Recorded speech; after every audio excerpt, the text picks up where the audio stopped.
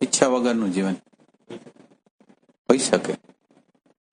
એટલે અષ્ટાવક્ર નો દ્રષ્ટાંત આપે છે. અષ્ટાવક્રના 8 અંગ વાંકા હોય છે.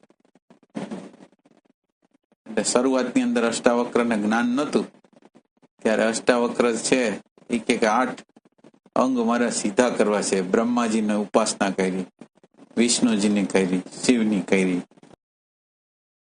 તો ઉપાસના કરી તો બધા દેવ કે ઈ કઈ નહીં કરી આગી. પછી શિવજી આગળ ગયા તો શિવજી કે આ વસ્તુ તો હું ન કરી શકું, પણ એટલું કરી શકું કે 8 અંગ વાંકા હોવા છતાં તમને વાંકા ન લાગે એવું જ્ઞાન આપી શકે. એટલે આપણી જે પરિસ્થિતિ અત્યારે હોય, જે પરિસ્થિતિ હોય એમાં આપણને પ્રોબ્લેમ ન થાય એવું જ્ઞાન આપણી અંદર પ્રગટ થઈ શકે. પણ બહારની પરિસ્થિતિ આપણા હાથમાં, બધી પરિસ્થિતિઓ આપણા હાથમાં ન હોય છે.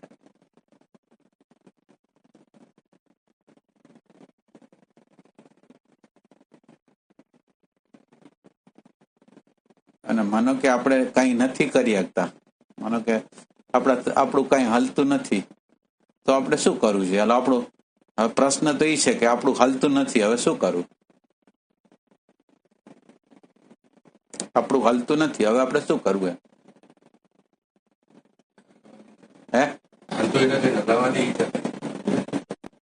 ના, એટલે આપણું હાલતું નથી એક વાત છે, તો કોનું હાલે છે આ વિશ્વની અંદર? આપણે એમ પ્રશ્ન પૂછી છે કે આ વિશ્વની અંદર કોઈ એવી કોઈ શક્તિ છે કે એનું હાલતું હોય એવું કઈ છે? આપણું તો નથી હાલતું, પણ કોઈનું એવું હોય છે કે જે આ વિશ્વને હલાવનાર હોય, વ્યવસ્થિત રીતે હલાવનાર હોય, એવી કોઈ શક્તિ છે?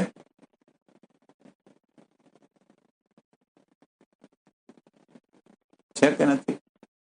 એવી કોઈ શક્તિ છે પ્રોફેસર સાહેબ?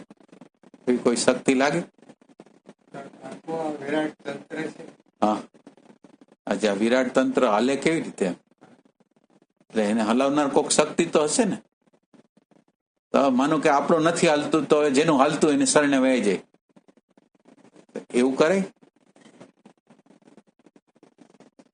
એટલે આપણો પ્રોબ્લેમ એવો છે કે આપણું નથી હાલતું એટલે આપણે નિરાશ હતાશ થઈ જાય. પણ આપણે એવી એક શક્યતા છે કે આપણે જેનું હાલતું એને શરણે વહી જાય, અને એના શરણે જવા દ્વારા આપણને જીવનના બધા પ્રશ્નો સોલ્વ થઈ જાય. કે જો ભગવાન જ કરતો હોય બધી વસ્તુ, અસ્તિત્વ જ બધું કરતો હોય, એક પાંદડું પણ પડવાની પ્રક્રિયા વૈશ્વિક ઇન્ટેલિજન્સથી થતી હોય, તો પછી મારે મારી વસ્તુને લગાડવાની શું જરૂર છે? એટલે આવા જ્ઞાનની જરૂર છે કે આપણું હાલતું નથી એવું જ્ઞાન જ અલ્ટિમેટ જ્ઞાન છે. હું કાંઈ કરી ન શકું એ અલ્ટિમેટ જ્ઞાન છે. સાચી વાત છે. એટલે ચાહે અવતાર હોય તો ભલે, ચાહે સંત હોય તો ભલે, કોઈ પણ વ્યક્તિ હોય તો ભલે, એ કંઈ કરી નથી શકતો. કંઈ કરતા કંઈ નથી કરી. કરી એટલું શકે છે કે એને જે પરિસ્થિતિ આવે એમાં કોઈ પ્રોબ્લેમ નથી થતો, એટલું કરી શકે છે. આ પ્રકૃતિની અંદર આખી વસ્તુ છે એની રીતે, આખી વૈશ્વિક ઇન્ટેલિજન્સની અંદર બધું ગ્રહો, ઉપગ્રહો, નિહારિકાઓ દ્વારા જ હાલે છે. આપણા દ્વારા કઈ હાલતું નથી. તો આપણા દ્વારા હાલતું નથી, અને આપણી અંદરના જે નેચરો, જે વલણો આપણી અંદર જે પ્રગટ થયેલા છે એ પણ આ વૈશ્વિક છે, આ ગ્રહોના છે. મારી અંદર અમુક પ્રકારની ટેન્ડન્સી છે, અમુક પ્રકારનું વલણ છે. કોઈ લોભી છે, કોઈ ઉદાર છે, કોઈ પ્રેમાળ છે, કોઈની અંદર ક્રોધ છે. તો બધી વસ્તુ છે એ આવે છે તો પ્લાનેટમાંથી, ગ્રહોમાંથી આવે છે. એ આપણી છે નહીં. કારણ કે આપણે જેને આપણું કહી છીએ એ અસ્તિત્વ જ એમાંથી આવ્યું છે. સૂર્યમાંથી આવ્યું છે, તારામાંથી આવ્યું છે, નિહારિકામાંથી આવ્યું છે, ડિવાઇન માંથી આવ્યું છે. તો આમાં આપણું કઈ છે નહીં. ત્યારે આપણું આખો જે નેચર છે, પ્રકૃતિ છે, એ બધી વસ્તુ છે એ પ્લાનેટ દ્વારા આવેલી છે. આમાં આપણું તો કઈ છે નહીં. તો આપણું કઈ ન હોય તો હવે જે હલાવતું એને જ હલાવવા દેવાય. અને જે હલાવે છે એની ઇન્ટેલિજન્સને જો આપણે ઓપન આંખ હોય તો જોઈ શકીએ કે એનું કોઈ કૃત્ય છે એ ખોટી વસ્તુ નથી. કોઈ કૃત્ય ખોટું નથી. એને જે વસ્તુ, જે ઘટનાઓ ઘટાડી છે ને, એ આપણા ઇવોલ્યુશનની પ્રક્રિયા માટે ઘટાડે. એટલે આવું જ્ઞાન થવું આપણને અઘરું છે કે મારું હાલતું નથી એવો અહેસાસ માણસને થઈ જાય તો મોટું જ્ઞાન છે કે આપણું કઈ હાલતું જ નથી. તો હાલતું નથી એ સાચી વાત છે, કઈ હાલતું નથી.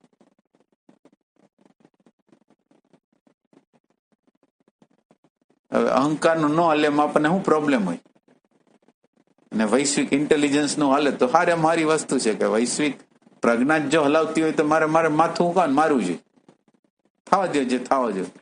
હવે આપણને પ્રોબ્લેમ શું છે, આપણે ઓબ્જેક્શન હટાવી દીધું કોઈ પણ વસ્તુનું. અત્યારે મને કઈ પણ ઘટના હાલે છે ને મેં એનું ઓબ્જેક્શન લઈ લીધું પાછું કે ઓબ્જેક્શન મને કઈ નથી, જે થાય છે અને થઈને કેટલો સમય રહેશે એનો લિમિટેડ કાળ હોય, લિમિટેડ સમય હોય. જે વસ્તુ આવે એનો એ સમયમાં આવશે ને સમયમાં વહી જશે, મને કોઈ પ્રોબ્લેમ નથી, તો હું મુક્ત છું. શું પ્રોબ્લેમ છે?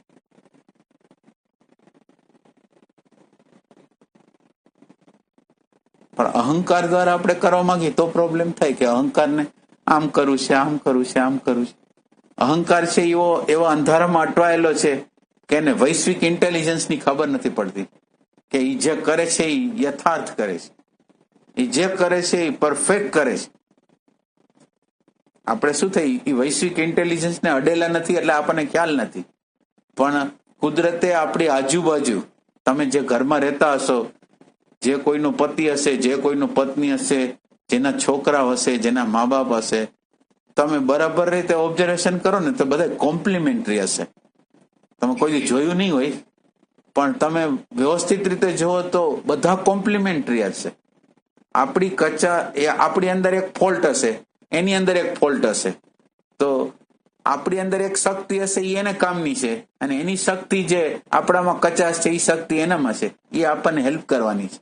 આપણે કોઈ ઓબ્ઝર્વેશન નથી કર્યું એટલે આપણને ખબર નથી કે આપણે આજુબાજુ જે ગોઠવેલા માણસો, આપણી આજુબાજુ જે છે, જે વ્યક્તિઓ છે, કોમ્પ્લિમેન્ટરી, એમ કે આટલા હરખા ફેર વગર, એમ એવું નહીં કે આપણે અંદાજે બોલી છીએ એવી રીતે નહીં, રિયલ સેન્સમાં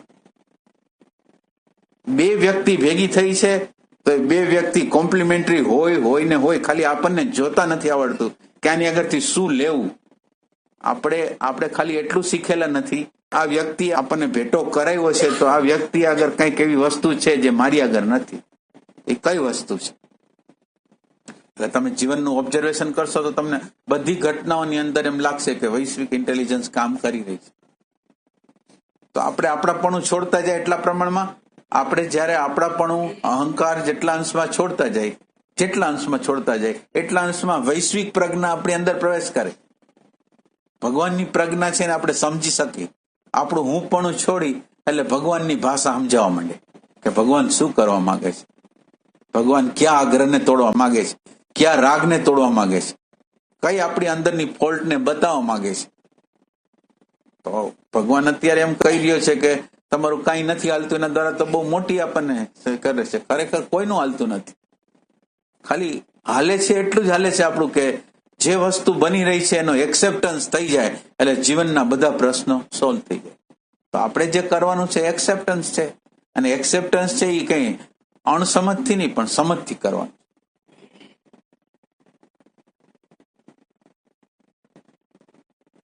એમાં આપણે એટલું કરી શકીએ, કુદરતી તાપ પડતો હોય અત્યારે ગરમી પડે છે, તડકો પડે તો આપણે કમસે કમ છાંયે જઈ શકીએ, છાપરામાં નીચે બેસી શકીએ, એસી ચલાવી શકીએ, એટલું તો કરી શકીએ. એટલે પ્રોફેસર સાહેબનો પ્રશ્ન એ નથી, એટલે એ તો કુદરતે જ આપણને શક્તિ, ઇન્વેન્શનની જે શક્તિ આપણને અત્યારે તમે ઓપરેશન આ લોકો કરે છે, પેલા આંખના ઓપરેશન કરતા તો કેટલા પ્રોબ્લેમ આવતા.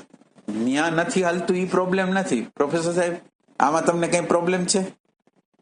તમે પ્રોબ્લેમ જે કયો છો એ કયો છો? આ વસ્તુમાં તો કોઈ પ્રોબ્લેમ નથી. માનો કે આપણે અત્યારે એસીમાં બેઠા છીએ તો આપણને કોઈ પ્રોબ્લેમ નથી, એમાં કોઈ પ્રશ્ન નથી. અને માનો કે હમણાં લાઇટ ગઈ હતી તો હવે એમાં આપણે પ્રોબ્લેમ જો ન કરી, કારણ કે લાઇટ કઈ આપણે નથી લઈ આવતા. હવે જે પ્રશ્ન જે છે એ આ છે કે ભાઈ આ લાઇટ કેમ વહી ગઈ? તો લાઇટ વહી ગઈ તો એના કાયદા કાનૂન થી ગઈ છે. એટલે આ વસ્તુમાં કોઈ વાંધો નથી. આપણે કરી શકીએ એટલું તો કરી શકીએ ને, એમ દેખાશે કે જનરેટર પાછળ આપણે ચાલુ કરી શકીએ, થોડું ઘણું આપણે કરી તો શકીએ. એટલે એ તો આપણે કરી જ છીએ. એટલે એનો સવાલ એવું નથી કે કરી શકે છે એ તો કરે જ છે એ લોકો, પણ શું નથી કરી શકતા એ પ્રશ્ન છે. આનો કે તમે કરી શકો એ કરો. હવે તમારે કંઈક કરવું જ છે તો તમે હાલો આપણે કઈ કે હાલો આપણે કરી શકીએ છીએ, તો આપણે શું કરી શકશું? પ્રયત્ન રૂપમાં કરી લે. શું પ્રયત્ન? પછી ન થાય તો પછી ના એટલે શું તો એ તો હારીને સમજીને કરવી છે એમ. ના એટલે કરવામાં કઈ વાંધો નથી, ખાલી કરવાનું શું છે તમે, એટલે કરવામાં ના નથી આપડી, અને કરવાનું અઘરું છે. એટલે આપણે જે કરવા માંગીએ છીએ ને એ અઘરું છે, કારણ કે આપણે કરવાની ભાષા એવી રીતે સમજી છીએ.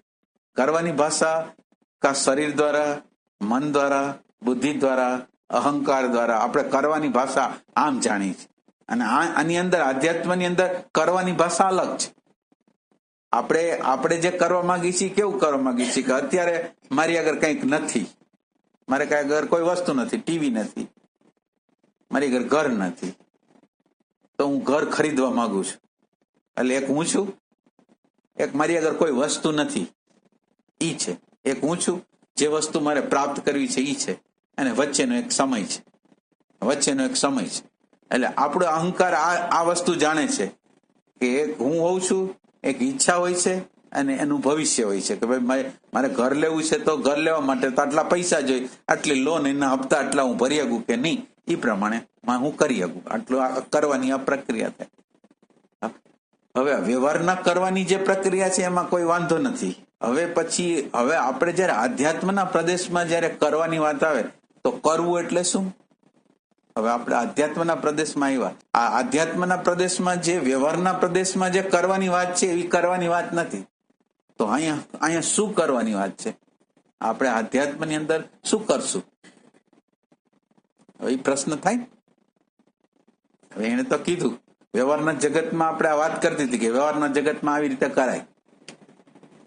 હવે આધ્યાત્મના જગતમાં કઈક કરવું છે તો કરવાની પ્રક્રિયા કેવી રીતે થાય? આધ્યાત્મના પ્રદેશ કરવું એટલે શું? પરમ સત્તા છે એને આપણે વિનંતી અને પ્રાર્થના એટલું આપણે કરીશું. વિનંતી અને પ્રાર્થના એટલે તમે કોઈ દી જોયું છે કે વિનંતી અને પ્રાર્થના દરરોજ નથી થતા? એ જોયું તમે? એ તો અમુક સમય ભાવ આવે છે ત્યારે થાય છે, બાકી થતું નથી. તો તમને ભાવ આવે ત્યારે તમે કરી શકો, પણ હર હંમેશ ભાવ તો રહેતો નથી. કુદરતની એક એવી ઇન્ટેલિજન્સ છે કે આપણા અંતઃકરણની અવસ્થાને બદલાઈ નાખે. તો હવે શું કરવું? શું કરીએ આપણે આધ્યાત્મના પ્રદેશમાં? શું કરીએ આપણે? એટલે આ લોકોએ જે આધ્યાત્મની યાત્રાઓ કરી હોય એને ખબર હોય કે અંદર કેવા અંધારા આવતા હોય, ખબર નહીં. એટલે તમારું આધ્યાત્મ ક્યાંક ઉડી ગયું હોય, તમારી પ્રાર્થના ક્યાંક ઉડી ગઈ હોય, તમારું સ્મરણ ઉડી ગયું હોય, તમારું ધ્યાન ઉડી ગયું હોય, તમારી બધી વસ્તુ ઉડી ગઈ હોય, એવી અવસ્થા છે. એટલે અંધારું અજવાળું આધ્યાત્મના પ્રદેશમાં આવે જ છે. એટલે આપણે દરેક વખતે દરેક વસ્તુનો માનો કે ધ્યાન કરતા હોય તો દરરોજ ધ્યાન ન કરી શકીએ. ભગવાનની એક આપણને પેલા આ એક દિવસ આપણને એવું ધ્યાન લાગ્યું, એક દિવસ 2 દિવસ એવું ધ્યાન લાગ્યું, એવો અંદરનો ભાવાવેશ રહ્યો, પણ પાછા ત્રીજા દિવસે તો ભાવાવેશ વયો ગયો. એટલે આપણે આ ભાવ નિરંતર જાળવી ન શકીએ. તો આપણે શું કરી શકીએ? હવે કરી શું શકીએ? આપણે શું કરીએ આધ્યાત્મના પ્રદેશમાં? આપણે શું કરી જોઈ શકીએ, જાણી શકીએ, જાગૃત રહી શકીએ તો એટલું ફાયદો છે. આપણને ખબર પડવી જોઈએ કે આમ હતું ને આમ થયું, એના પ્રત્યે આપણે જાણ થાય. પછી કઈ ન કરી તો પણ આપણે ખબર હોવી જોઈએ કે આમ હતું ને આમ થયું, અને જે થયું એ સ્વીકારવાનું. એટલે પેલી વસ્તુ એ છે કે આધ્યાત્મ છે એની અંદર અહંકારનું વિસર્જન કરવાનું હોય છે. અહંકાર છે એનું વિસર્જન કરવાનું હોય છે. એમાં ભવિષ્ય નહીં પણ વર્તમાન છે એ મહત્વનું હોય છે. ભવિષ્ય નહીં પણ વર્તમાન મહત્વનું. બીજી વસ્તુ કે ભૌતિક જગતની અંદર વસ્તુ અત્યારે મારી આગળ ન હોય ને કાલ આવવાની છે, પણ મારી અંદર પ્રેઝન્ટ મોમેન્ટ છે એ કાલ હતી ને આજ આવશે એવું નથી. પ્રેઝન્ટ મોમેન્ટ તો નિરંતર છે. એટલે ઓલી વસ્તુ તો ભવિષ્યમાં મને માનો કે અત્યારે મારે ઘર નથી તો ઘર ભવિષ્યમાં આવશે, પણ આધ્યાત્મની અંદર જે પ્રગટ કરવાની છે એ વર્તમાન ક્ષણને પ્રગટ કરવાની છે, અને વર્તમાન ક્ષણ તો અત્યારે છે. પણ એ વર્તમાન ક્ષણ ભૂત અને ભવિષ્યની અંદર જોડાઈ ગયેલી. અત્યારનું એટેન્શન કાં ભૂત હારે જોડાયેલું છે કાં ભવિષ્ય હારે જોડાયેલું. હવે આપણે કરવાનું છે એ શું કરવાનું છે? ભૂત અને ભવિષ્યમાંથી એને છોડાવીને ખાલી વર્તમાનમાં, એટલે ભૂતને ભવિષ્યમાંથી છોડાવવાનું જ કામ કરવાનું છે. આધ્યાત્મની યાત્રા છે. એટલે ભૂત અને ભવિષ્યમાંથી આપણે છોડાવી તો આપણે એને ભૂત ભવિષ્યમાંથી છોડાવ્યું એટલે અત્યારે જે બની રહ્યું છે એનાથી વાકેફ થવા માંડ્યા. એટલે આધ્યાત્મની યાત્રા એવી છે કે એની અંદર અત્યારે બનો કે અત્યારે મને સાયકોલોજીકલ રીતે એમ થયું કે મને ભય આવ્યો, મને રાગ આવ્યો, મને દ્વેષ આવ્યો, તો અમારે એને જોવું, સમજવું અને એનું વિસર્જન કરવું. એટલે જોવા દ્વારા જ આ થવાનું છે. એટલે વિસર્જન કરવા માટે અલગ કોઈ પ્રયાસ નથી, પણ મારું હોવાપણું, પ્રેઝન્ટ મોમેન્ટ છે એ જ એને કામ કરી નાખશે. એટલે હવે આધ્યાત્મના પ્રદેશની અંદર આપણે જે કરવાનું છે એ ખાલી હોવાપણું જે પ્રગટ થયેલું છે જ આપણી હારે ખાલી ભૂત ભવિષ્ય સાથે જોડાયેલું છે, સ્મૃતિ તંત્ર સાથે જોડાયેલું છે, એને ખાલી છોડાવવાનું છે. આ કરવાનું છે. અને આ કરવા દ્વારા એને પોતાની મર્યાદા સમજાશે. વૈશ્વિક ઇન્ટેલિજન્સ, જે વૈશ્વિક ઇન્ટેલિજન્સ છે એ પણ સમજાશે કે ખરેખર આપણું આખું જે બ્રહ્માંડને હલાવનાર એક મોટી વિરાટ શક્તિ છે અને એના દરેક ઘટના, દરેક નાની નાની ઘટનાઓની અંદર એની વૈશ્વિક ઇન્ટેલિજન્સ કામ કરી રહી છે. એટલે આ જે વર્તમાન ક્ષણ છે એ માનસિક રીતે જે હું ભ્રમણાથી બનેલો હું છે એને સમજશે. જે વિરાટ પરમાત્મા, વિરાટ શક્તિ છે, વિરાટ હોવાપણું છે એને સમજશે. એની ભાષાને, એના લોને બધાને સમજશે. અને એ સમજ્યા પછી એનું એક્સેપ્ટન્સ એને આવશે. જે આપણે કરવાનું છે એ ખાલી એટલું જ કરવાનું છે કે ખાલી હોવાપણામાં આપણે રહેવાનું છે. અને હોવાપણા દ્વારા જેટલી આપણે છાપો ભેગી કરેલી છે, ખોટી સાચી, જે છાપો ભેગી કરેલી છે એ છાપો ઉપર કામ કરવાનું છે. એને મૂલ્યાંકન જે આપેલા છે, છાપોને જે મૂલ્યાંકન, છાપોને મૂલ્યાંકન એટલા માટે મળેલા છે, અંદરની છાપોને, મકાનને મૂલ્ય આપેલું છે, ઇમેજને મૂલ્ય આપેલું છે, કીર્તિને મૂલ્ય આપેલું છે. તો આ બધા મૂલ્યાંકનો જે આપેલા છે એ આપણા અંદર ખાલીપો હતો એટલે આપેલા છે. હવે તમે વર્તમાન ક્ષણમાં જીવશો તો એ ખાલીપાની જગ્યાએ આનંદ, અંદરનો જે આનંદ છે એ પ્રગટ થશે. અંદરની શાંતિ, અંદરની સમજ છે એ પ્રગટ થશે. અને આ અંદરની શાંતિ, અંદરનો આનંદ પ્રગટ થવાની જે પ્રક્રિયા છે, બહારના ખાલીપા તરફ આપણે જે દોડતા હતા, પૈસા પાછળ, પ્રતિષ્ઠા પાછળ, ઇમેજ પાછળ, એ દોડવાનું બંધ થઈ જશે. અને એની જગ્યાએ અંદરની શાંતિ, અંદરનો પ્રેમ, અંદરની સમજ, અંદરની કરુણા, અંદરનો પ્રેમ છે એ આપણી અંદર પ્રગટ થશે. એટલે આપણે અત્યારે કરવાનું છે એ ખાલી કરવાનું શબ્દ આપણે વાપરી છીએ. કરવાનું કઈ છે નહીં, જે છે એમાં જીવવાનું છે. જે છે એની સાથે દોરો પરવી દેવાનો છે. જે સતત રીતે હોવાપણું, જે સતત રીતે જે પ્રેઝન્ટ ક્ષણ છે એમાં ખાલી જીવવાનું છે, બીજું કઈ કરવાનું નથી. અને આ ક્ષણ છે એ જે વર્તમાન ક્ષણ છે ને એ આવરણ વગરની ક્ષણ છે. એને કોઈ વસ્ત્ર પહેરેલા નથી. આ જે પ્રેઝન્ટ મોમેન્ટ છે એને વસ્ત્ર પહેરેલા નથી, એક વસ્તુ. અને જે વસ્ત્ર પહેરેલા છે, સ્મૃતિ તંત્રએ જેટલા વસ્ત્ર પહેરેલા છે એ વસ્ત્ર પહેરેલાને જોવે છે અને એ વસ્ત્ર જે પહેરેલા છે એને ઓપન કરી નાખે છે. એટલે જે વસ્ત્રો પહેરેલા છે એ વસ્ત્રો તો બહારથી આવેલા વસ્ત્રો પહેરેલા છે સ્મૃતિ તંત્રએ. એ બધા વસ્ત્રોને, એ વસ્ત્રો છે એનું મૂલ્યાંકન છે, એની જગ્યાએ એનું મૂલ્ય છે. માનો કે પૈસા છે એનું કોઈ મૂલ્ય છે, ઘર છે એનું કોઈ મૂલ્ય છે, તો એની કોઈ ના નથી. એટલે આ વર્તમાન ક્ષણ છે કે અમને કોઈ પ્રોબ્લેમ નથી, પણ આનંદના ભોગે, પ્રેમના ભોગે, શાંતિના ભોગે એનું મૂલ્ય નથી. પેલું આનંદ હોય પછી ઘર હોય, પેલા શાંતિ હોય પછી ઘર હોય, પેલા અંદરનો પ્રેમ હોય પછી ભલે જે બધી બહારની વસ્તુ ગોઠવાય. મારા માટે મહત્વની વસ્તુ છે એ પ્રેમ છે, મહત્વની વસ્તુ છે શાંતિ છે, મહત્વની વસ્તુ આનંદ. અત્યારે આપણી સ્થિતિ એવી છે કે આપણા માટે મહત્વની વસ્તુ ઇમેજ છે, ઘર છે, કપડાં છે, દાગીના છે, સત્તા છે, એ આપણા માટે છે. કારણ કે આપણે અંદર ખાલી છે એટલે બીજી વસ્તુથી આપણે ભરી છે. પણ જયારે આપણે આ હોવાપણામાં રહેવાનો આપણે અભ્યાસ કરશું તો હોવાપણું જે આપણને બતાવશે, હોવાપણું છે એ પોતે નિવસ્ત્ર છે એક વસ્તુ, અને એની અંદર પ્રકાશ છે. એટલે આપણી અંદર જેટલા વસ્ત્રો પહેરેલા છે, જેટલા આગ્રહો, જેટલી માન્યતાઓ, ધારણાઓ, ઈગો, એ બધાનું વિસર્જન કરશે આ વર્તમાન ક્ષણ. એટલે વર્તમાન ક્ષણ સાયકોલોજી ઝેર છે એને કાપી નાખશે. બહારનું કોઈ વસ્તુને, માનો કે બહારના સુખ દુઃખ ને જે આવવાના છે એને કઈ કાપી નથી આગવાનું. જે સુખ આવવાના છે, દુઃખ આવવાના છે, પ્રતિકૂળતા આવવાની છે, અનુકૂળતા આવવાની છે, સારા માણસો આવવાના છે, ખરાબ માણસો આવવાના છે, એને કોઈને દૂર કરવાના નથી. એ જે પરિસ્થિતિ આવશે એને એક્સેપ્ટ કરશે, એને સ્વીકારશે, એને સમજશે અને એના જીવનના ઉત્ક્રાંતિ માટે એનો ઉપયોગ કરી લેશે. બસ એટલી વસ્તુ છે.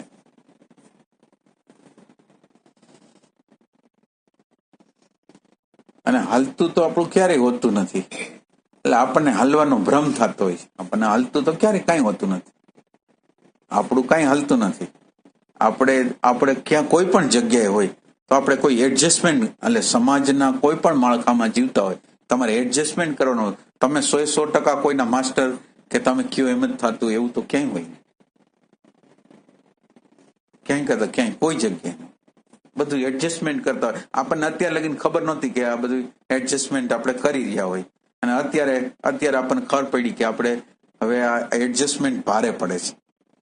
આપણને ખબર પડી કે આપણું હાલતું નથી તો આપણને દુઃખ થાય છે, પણ આપણું ક્યારેય હાલ્યું જ નથી. આપણે જમતા હતા, વ્યવસ્થિત રીતે સારી રીતે વાતો કરીને જમતા હતા, ત્યાં એક સમાચાર આવ્યા કે કોક ગુજરી ગયું છે, કોકને એક્સિડન્ટ થયું છે, આપણું જમવાનું બધું બગડી ગયું. તો હવે આપણું તો ક્યાંય સામાન્ય વસ્તુમાં હાલતું નથી. આપણે જોયું નહોતું, આપણે જીવનને વ્યવસ્થિત રીતે નજીકથી જોયું નહોતું. દિવસ દરમિયાન જો આપણે ઓબ્ઝર્વેશન કર્યું હોત તો આપણે કેટલી મેટરો એવી હતી કે જે આપણે ધાર્યું હતું એ પ્રમાણે થયું જ નથી. એટલે આપણને એવો અહેસાસ નથી થયો. અને જે માનો કે આપણા મુજબ થાય છે એ એની પોતાની ઇન્ટેલિજન્સથી થાય છે, એના પોતાના કાયદા કાનૂનથી થાય છે. આપણને એવું લાગે છે મેં કર્યું એટલે થયું, એવું કંઈ હોતું નથી. આપણા કરવાથી કંઈ થઈ જ ન શકે. એ એના કાયદા કાનૂન દ્વારા જ થાય છે. જે કાયદા અને કાનૂન જે વૈશ્વિક છે એના દ્વારા થાય છે. આપણે ભલે ધારી અત્યારે એનો કાર્ડ છે તો થશે, એનો કાર્ડ નથી તો નથી થતું. હવે એ જે કાર્ડ છે એ કામ કરે છે અને કાર્ડને ઈગો પોતાનું નામ આપે છે. હવે એક સમયનો એક મોટો માણસ હોય, બીજા સમયે હાવ કરતા હાવ પૈસા વગરનો, ઇજ્જત વગરનો માણસ હોય, તમે ઘણાના જીવનમાં જશો. અને એક હાવ નાનો માણસ હોય જેની કોઈ કિંમત ન હોય, એ તમે સમયના ગાળામાં તમે જુઓ તો એને કેટલાક લોકો પૂછતા હોય, કેટલાક લોકો એને માનતા હોય, તો એ વસ્તુ તમે જુઓ. એ કાર્ડ છે એ નાનો બનાવે છે, કાર્ડ છે એ મોટો બનાવે છે.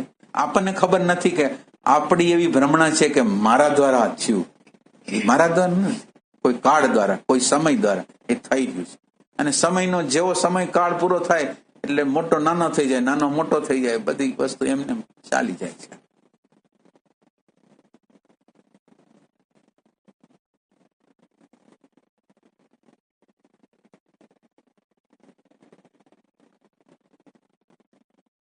જૈન શાસ્ત્રમાં કંઈક વસ્તુ, દેશ અને કાળ અને ભાવ 4 વસ્તુ ભેગી થાય ત્યારે ઘટના બને. હા, વસ્તુ હોય, દેશ હોય, કાળ હોય અને ભાવ.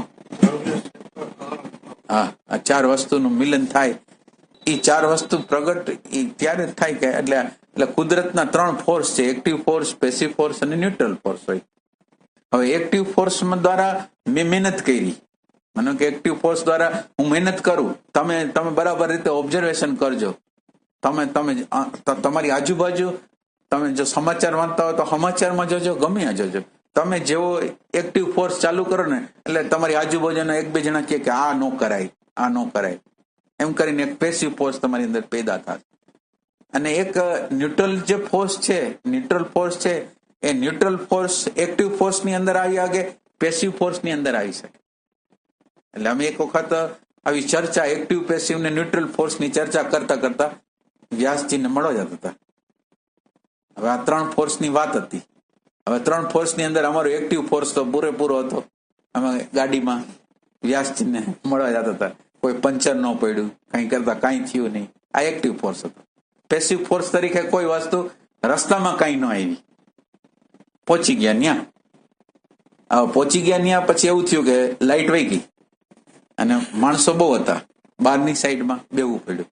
તો બહારની સાઈડમાં બેહવું પડ્યું તો જેના માટે અમે આવ્યા હતા સાંભળવા માટે, સંભળાનું જ નહીં.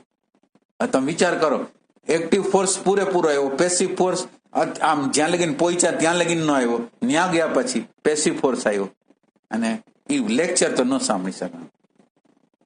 તો તો એ ન્યુટ્રલ ફોર્સ છે, એને એવું કામ કર્યું, નેગેટિવ સાઈડમાં કામ કર્યું, અને એ એના કાળ મુજબ હોય, અને એ પ્રસંગ બને એના દ્વારા આપણે કંઈક લર્ન કરવાનું હોય.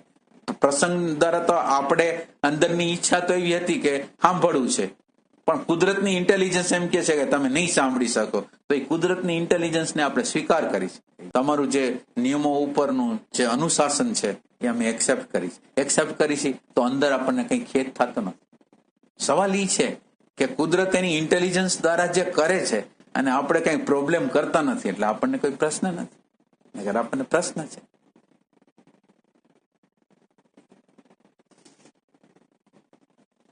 જયારે એક્સેપ્ટ કરો એટલે તમને દુઃખ ન થાય, એક્સેપ્ટ ન કરો એટલે દુઃખ થાય.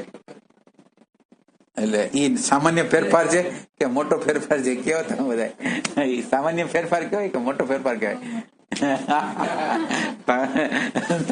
તમે તો જાણે બહુ માઇનોર ચેન્જ થયું એવું.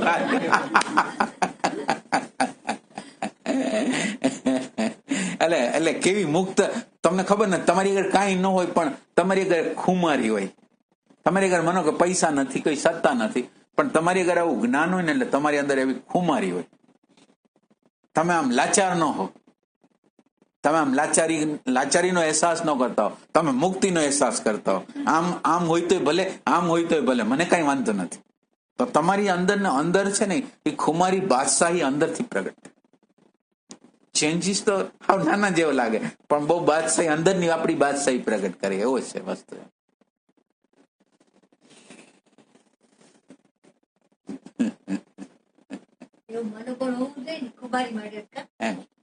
મનોબળની અન્ડરસ્ટેન્ડિંગ જોઈએ છે, સમજ જોઈએ છે. મનોબળ તો તૂટી જાય ગમે ત્યારે, પણ અન્ડરસ્ટેન્ડિંગ તૂટે નહીં, કોઈ દી ન તૂટે. અન્ડરસ્ટેન્ડિંગ ના તૂટે.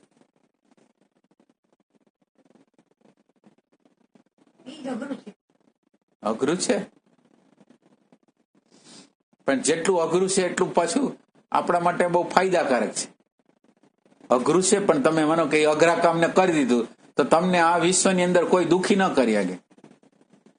આ વિશ્વની અંદર દુઃખી ન કરી શકે. તમારી અગર અણુ પરમાણુ નથી તો તમને જન્માવી ન શકે, તમને ફરીથી ફરજિયાત જન્મ ન અપાવી શકે, તમને વર્તમાન જીવનની અંદર દુઃખ ન આપી શકે.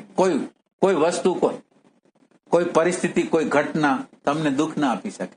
એટલે અઘરું છે એટલે જ એની કિંમત છે ને.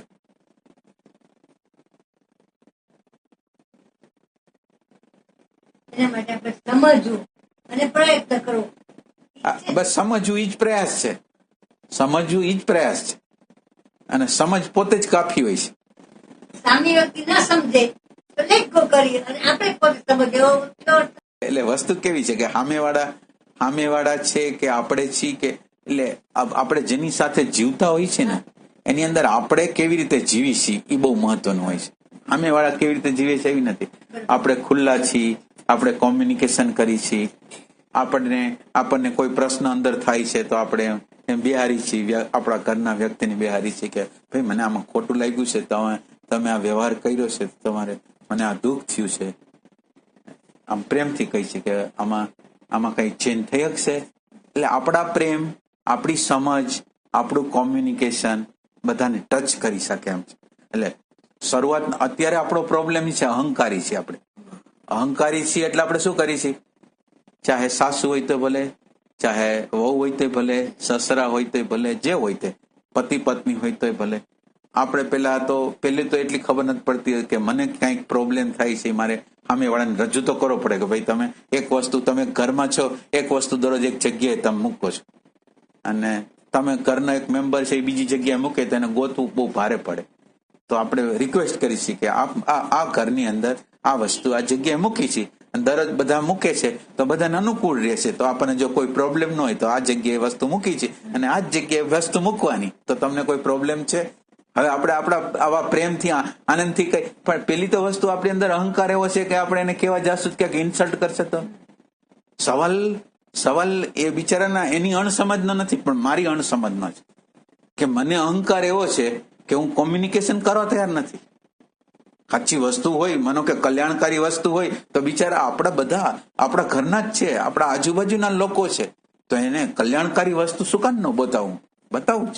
પછી માને ન માને એનો કોઈ મને કઈ અફસોસ નથી, પણ હું મારી રીતે ટ્રાય કરું છું. એટલે મારા જીવનનો પ્રેમ, મારા જીવનની અન્ડરસ્ટેન્ડિંગ છે એ બધે પ્રસરતી હોય, એની છાપ પડતી હોય. અને એ છાપ જે પડે ને એ બીજા લોકોને વિશ્વાસ લઈ આવે કે આ વ્યક્તિ કે ખોટું તો ન કહે. એટલે આપણે પહેલો તો આપણામાં વિશ્વાસ પેદા કરવાનો છે. આપણે અહંકારના સંરક્ષણના કવચમાં ન રહી. આપણે આપણા ઘરના જ માણસો છે, અને આપણા ઘરના માણસો બિચારા આજ માનો કે આજે અહીંયા આપણી આગળ ન હિંમજ્યા, માનો કે અહીંયા આપણી આગળ કંઈક ખરાબ વર્તન કરે છે, એને ખબર ન હોય એવી રીતે ખરાબ વર્તન કરી રહ્યા છે, કંઈક ખોટું વર્તન કરી રહ્યા છે, તો એ બિચારા તો એની દિશા તો હવે બિચારાને ખોટી જ છે. હવે એ ખોટી દિશાને એને તો ખબર નથી, પણ મને ખબર છે કે આ ખોટી દિશા છે. તો મારે એને સમજે તો ભલે, ન સમજે તો કાંઈ નહીં. મને મારી રીતે, મારા જીવન દ્વારા, મારા પ્રેમ દ્વારા, મારી સમજ દ્વારા એની હારે કોમ્યુનિકેશન કરું છું કે ભાઈ આમ છે, આમ કરું છે તો શું કરશો. હવે તમારી અગર અહંકાર હોય તો તમે કેવી રીતે એને વાત કરશો? કલ્યાણની વાત કરી. વહુ આવી છે, પહેલો દિવસ છે, અને પહેલો દિવસ છે ને આપણી અગર ઇમેજ છે કે વહુ આવી છે તો વહુને વહેલી ઉઠાડાય નહીં. હવે વહુને આજ તમે વહેલી નહીં ઉઠાડો, 8 વાગે ઉઠશે તો દરરોજ 8 વાગે ઉઠવાની છે, તો આજ તમારી ઇમેજને જતી કરો. તમારે રૂલ રેગ્યુલેશન શું રાખવા છે? ઘરના રૂલ રેગ્યુલેશન તમારે શું રાખવા છે? તમે પછી બોલતા નહીં કે આ મને સવાલ છે, પ્રશ્ન છે. આજથી એને, કારણ કે નવી વસ્તુ છે, એને નવા ડેટા આપણે આપવાના છે, તો એને નવા ડેટા કેવી રીતે આપવા? એટલે આ જે જીવનની સમસ્યાઓ આવે છે એ શું છે? આપણે જે રીતે ગોઠવવાના હોય છે ઇમેજને લીધે આપણે એને ગોઠવી, આપણા ડેટા મુજબ એને આપણે એક શાક બનાવી છે, અમુક રીતે દાળ વઘારી છે આપણે, તો આપણે એને સમજાવવાનું હોય છે કે દાળ આવી રીતે કરવાની, આપણા ઘરમાં આ રિવાજ છે, આપણે આવી રીતે બનાવવાનું છે. હવે આમાં તમે શરમ સંકોચ રાખો એટલે આખી જિંદગી તમે પછી દુઃખી થવાના. હવે આમાં શરમમાં તમે રહ્યો છો, પછી તમે એમ કહો છો કે એ જવાબદાર છે. એ જવાબદાર બિચારા કઈ નથી, એની આગળ તો કોઈ બિચારાને. એ એક નવા ઘરમાં આવે છે, એને ખબર નથી કે એને ક્યાં રૂલ અને રેગ્યુલેશન. હવે તમે એના રૂલ અને રેગ્યુલેશન પ્રમાણે ગોઠવાઈ જાઓ ને પછી તમે ફરિયાદ કરો, એ વસ્તુ બરાબર નથી. એટલે બધી વસ્તુ છે એની જવાબદારી મારી છે, મારી સ્વયંની જવાબદારી, એની જવાબદારી કઈ નથી. આજ મારી અરે જે વ્યવહાર કરે છે એ વ્યવહારની મેં છૂટ આપેલી છે, એવું નથી. તો તમે એવા વ્યક્તિત્વ જોશો કે એ વ્યક્તિત્વ હોય એની આગળ તમારે વ્યવહાર કરવો હોય તો તમે બહુ વ્યવસ્થિત રીતે વિચાર કરીને કરો કે આ વ્યક્તિ આમ વ્યવહાર ન કરે.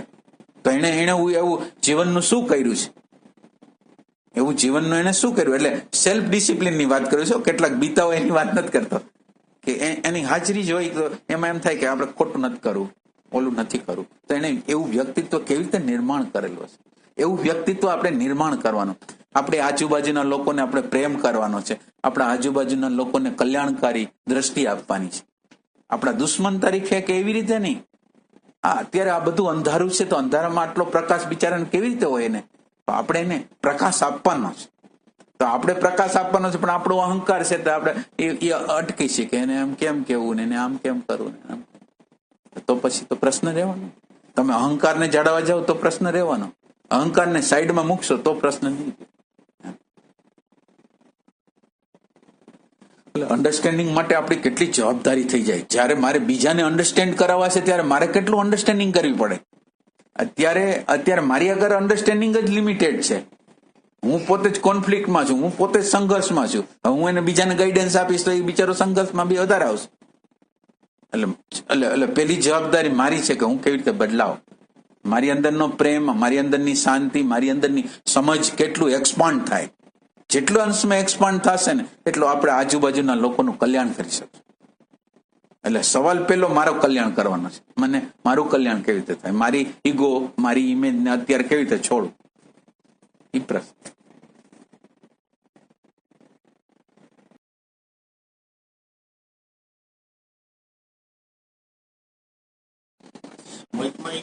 હજી ગડબડ એટલે વાત કરી એમ કે ભાઈ અત્યારે જે છે એનો સ્વીકાર પરિસ્થિતિ છે.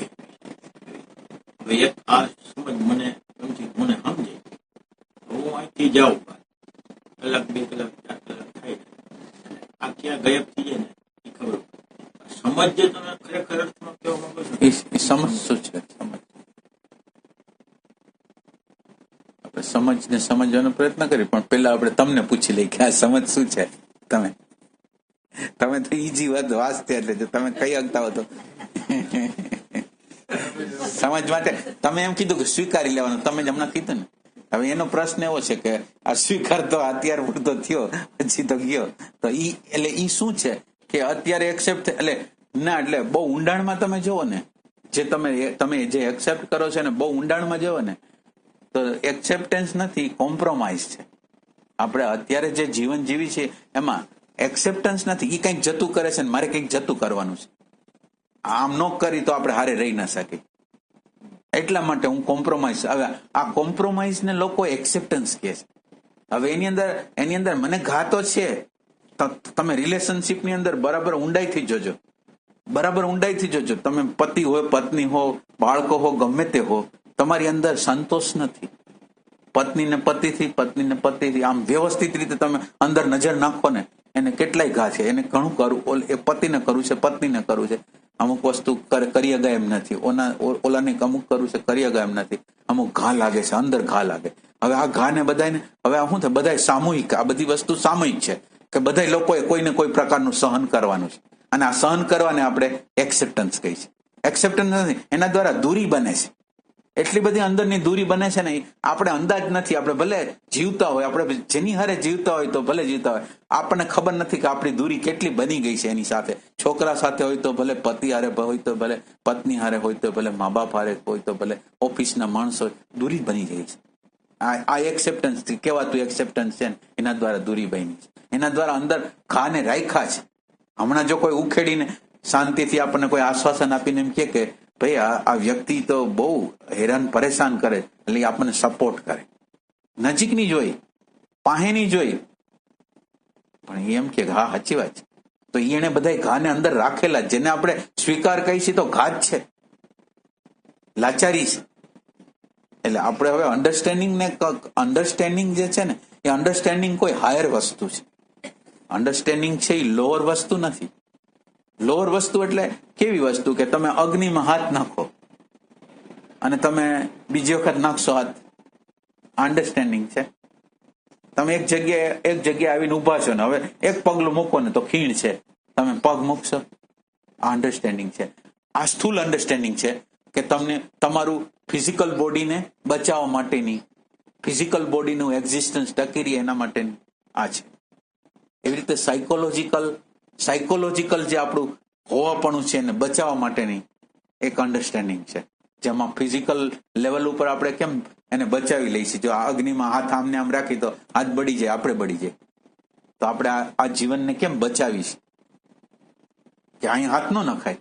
તો સાયકોલોજીકલ સ્તર ઉપર આપણે કેમ હાથ નાખી છીએ, રાગમાં, દ્વેષમાં, લોભમાં, મોહમાં, ભયમાં હાથ કેમ નાખી, દાજી છીએ, વારે વારે દાજી છીએ. તો આપણે એમ કેમ કરીશું, તો કે એ જગ્યાએ આપણી અન્ડરસ્ટેન્ડિંગ નથી.